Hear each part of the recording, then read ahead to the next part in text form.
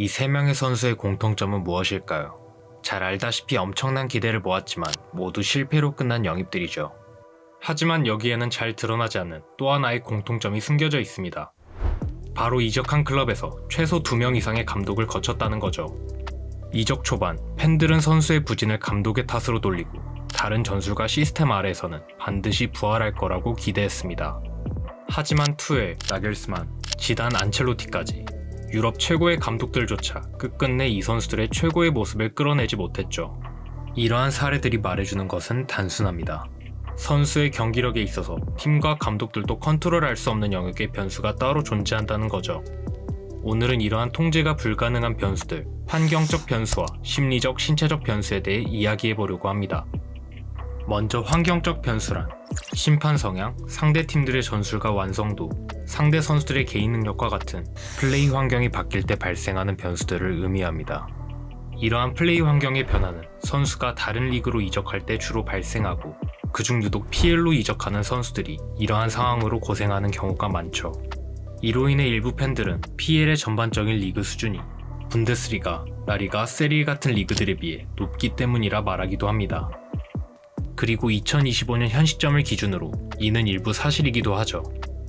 실제로 최근 몇 년간 PL이 높은 중계권료 수익과 외부 투자 덕분에 리그의 중하위권 팀들도 타리그에 비싼 선수를 영입할 수 있게 되었고 펩, 클롭과 같은 명장들이 거쳐가면서 리그의 전체적인 전술적 경쟁력까지 높아지게 되었습니다. 또한 팀의 객관적 전력을 평가하는 이에로 지표에서도 PL의 중상위권 팀들이 타리그의 상위권 팀에 비해 전반적으로 높은 점수를 기록했으며 UEFA 리그 파워랭킹에서도 꾸준히 1위를 차지하고 있죠. 하지만 모든 걸 리그 수준 하나로 뭉개버리는 건 바보 같은 짓입니다. 너무나 많은 발레가 존재하기 때문이죠. 당장 이적 당시 세리에에서 기대 이하의 모습을 보여줬던 클루셉스키나 분데스에서 애매했던 아칸지 같이 PL로 옮긴 후 오히려 더 뛰어난 경기력을 보여주는 선수들도 많고 반대로 PL팀에서 한창 에이스 노릇을 하다가 라리가로 떠난 쿠티뉴, 분데스리가로 이적한 팔리냐와 같이 다른 리그에서 오히려 고전을 면치 못하는 선수도 많죠.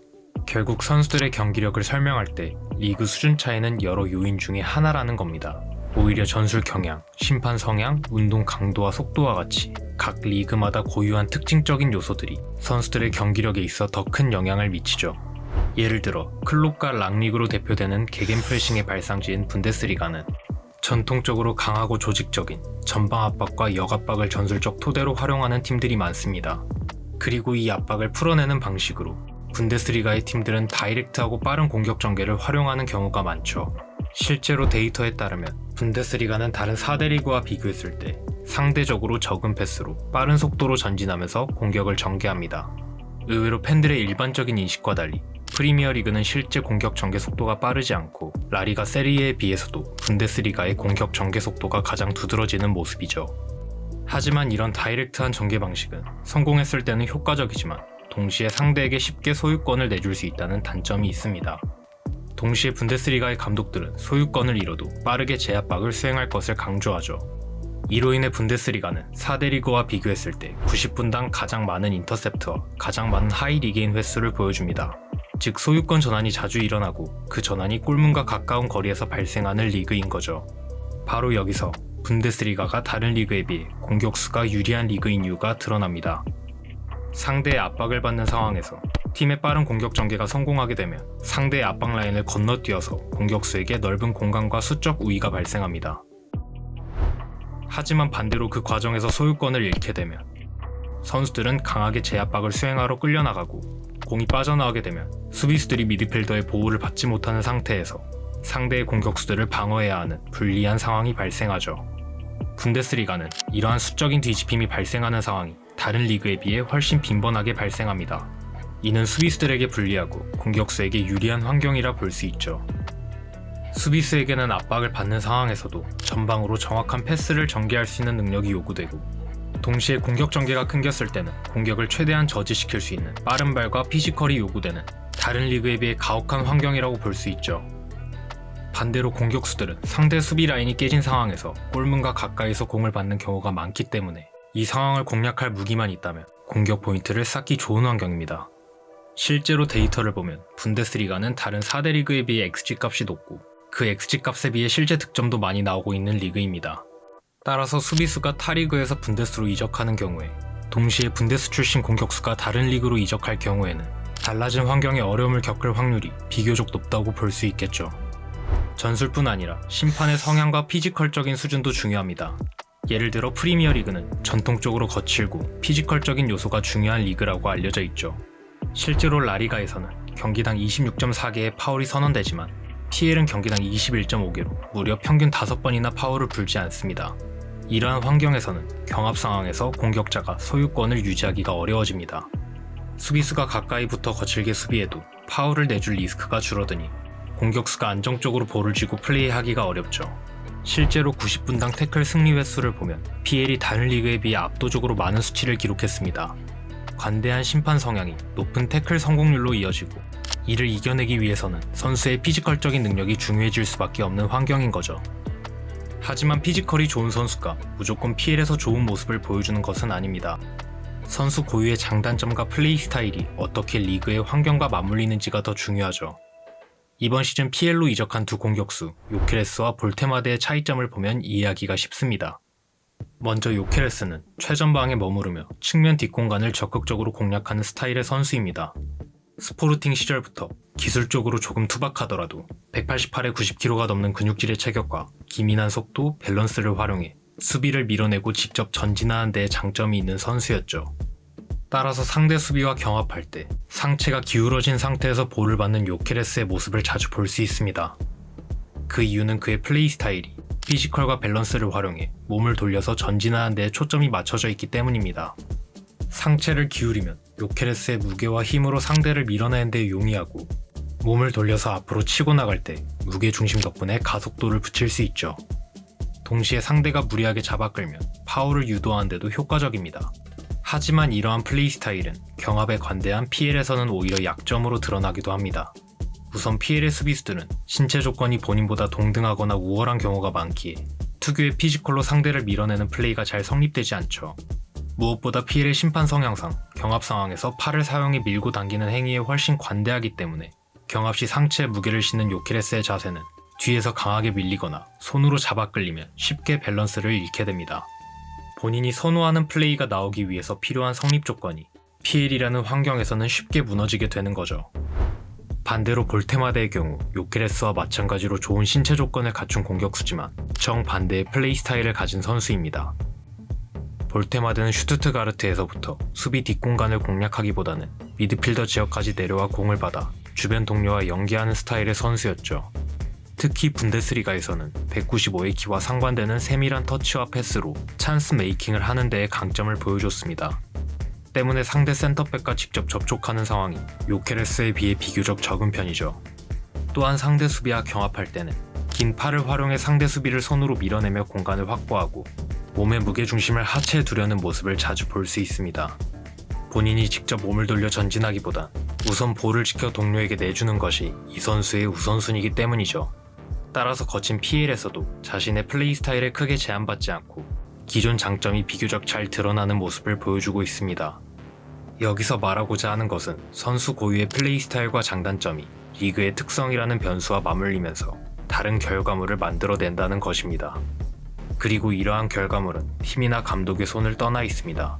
어떤 명장이 오더라도 경쟁팀들의 수준이나 리그의 특성을 바꿀 순 없기 때문이죠.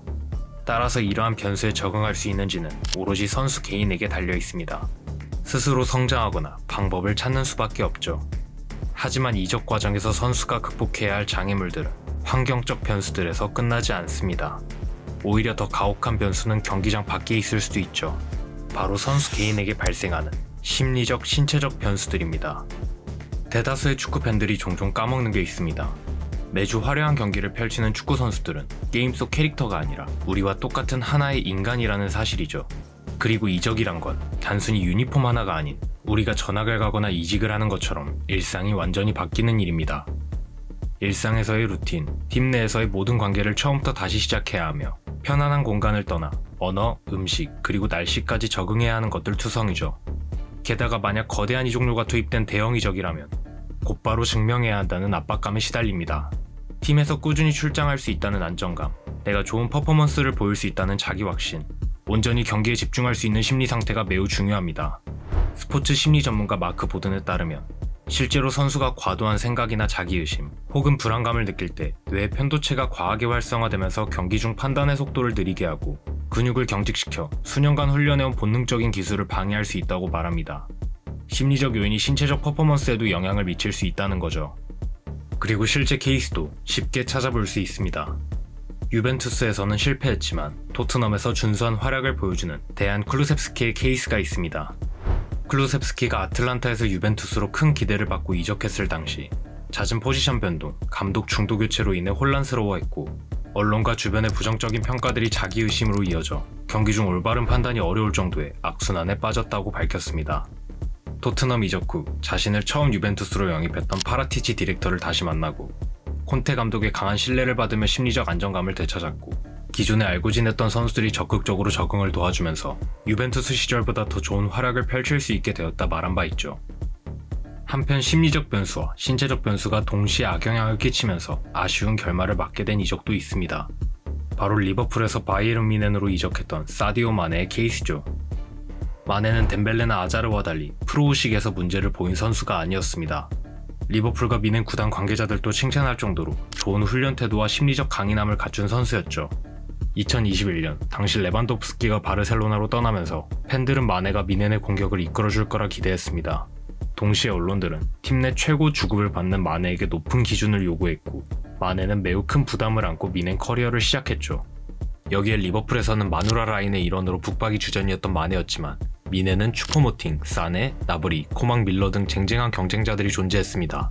또한 꽤나 소극적으로 알려져 있었던 마네는 새로운 팀 동료들과 어우러지는 데 어려움을 느꼈습니다. 당시 바이언의 CEO였던 올리버 칸이 마네를 두고 그는 많은 응원을 필요로 하는 선수고 이러한 경쟁에 익숙하지 않다고 말했을 정도로 마네에게는 익숙하지 않은 환경이었고 동료들은 그가 종종 팀에 의로운 플레이보다는 눈에 띄는 플레이를 하려는 걸 느꼈다고 말했죠. 이러한 심리적 불안정성은 결국 무리한 플레이로 이어졌고 턴오버가 늘어나고 실점의 빌미를 제공하기도 했습니다. 악재는 여기서 끝나지 않았습니다. 2022 카타르 월드컵 직전 부상을 당하면서 세네갈의 주장이던 마네가 월드컵에 승선하지 못하게 된 거죠. 시즌 중반 개최되는 월드컵이었기 때문에 경기를 무려 3개월 동안 뛰지 못하게 됩니다. 엎친 데 덮친 격, 나겔스만이 경질되고 새로운 감독으로 투엘이 부임하면서 불확실성은 더 심해집니다. 게다가 당시 가까운 가족의 죽음으로 마네는 심리적으로 완전히 무너지게 되죠. 심리적 신체적인 악재들이 겹치면서 마네는 폼을 잃어갔습니다. 그리고 결국 사건이 터지게 되죠. 챔피언스리그 8강 맨시티전, 경기 중 사네가 마네의 오프더볼 움직임에 대해 불만을 표했고 경기가 끝나고 마네가 사네의 얼굴에 주먹을 휘두르는 충격적인 사건이 발생하고 맙니다. 비록 마네는 사과했고 구단도 그를 용서했지만 이미 팀 동료들과의 신뢰는 완전히 깨져버리게 되었죠. 투엘은 어떻게든 마네를 활용하려 했지만 이미 안정감을 잃은 마네는 시즌 종료까지 좋지 않은 경기력을 계속 보여줬고 결국 한 시즌 만에 뮌헨을 떠나게 됩니다. 이처럼 축구에서 선수의 이적은 마치 주식 투자 같습니다. 무조건 성공이 보장되는 이적이란 건 존재하지 않죠. 구단이 데이터와 AI를 활용한 스카우팅으로 예측 불가능성을 최대한 줄이고 감독이 맞춤 전술로 성공 확률을 높이려 해도 리그 적응 실패, 심리적인 문제, 그리고 예고 없이 찾아오는 부상이라는 세 가지 치명적인 변수 앞에선 속수무책이죠. 아무리 비싸고 좋은 선수라도 실패할 가능성이 존재합니다. 하지만 구단들은 여전히 수백 수천억을 쏟아붓고 있고 이적료는 날이 갈수록 치솟고 있습니다. 과연 이러한 투자를 합리적이라고 볼 수 있을까요? 어쩌면 합리성의 영역을 넘어선 도박의 영역일지도 모릅니다. 하지만 바로 이 예측 불가능성이야말로 축구라는 스포츠를 더욱 흥미롭게 만드는 본질이죠. 성공할 줄 알았던 선수의 실패와 기대하지 않았던 선수의 대박. 과연 이번 겨울 이적 시장에서는 어떤 일이 또 일어나게 될까요?